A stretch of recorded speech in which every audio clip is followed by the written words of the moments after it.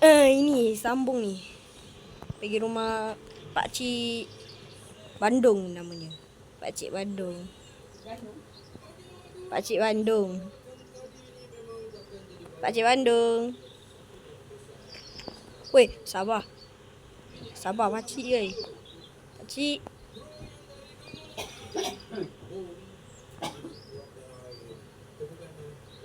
Alah pakcik ni pun dah bunuh dah. Alah orang nak masuk pun tak boleh. Kutu. Eish.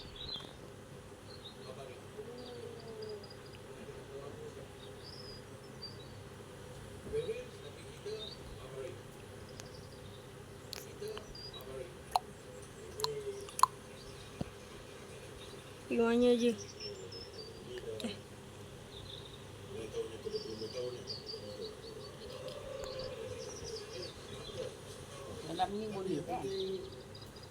Halo. Bapak Roja. Tak nak pergi lah. Pergi rumah lain lah. Oh, rumah lain pun tak boleh Oh, orang lain tak boleh pergi rumah orang lain. Nampak? Pergi rumah ni je. Ni bapak besar ni. Mana dia? Oh tu. Tu dia. Lepas tu kita cepat-cepat.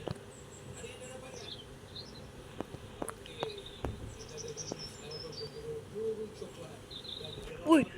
Ui. Cuh. Aku tersangkut sebab kena tembak bazooka. Terkejut lah.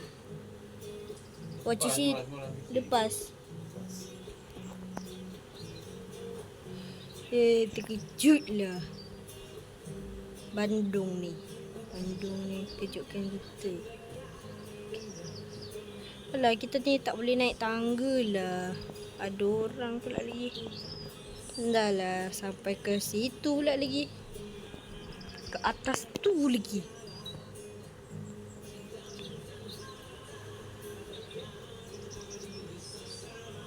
Nampak. Uish.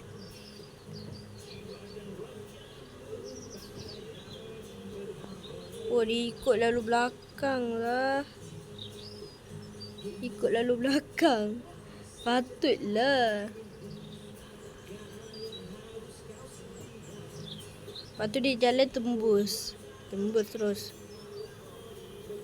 Dah lah, tak nak pergi situ lah lagi. Okay. Tak nak. Okay. Tu je lah.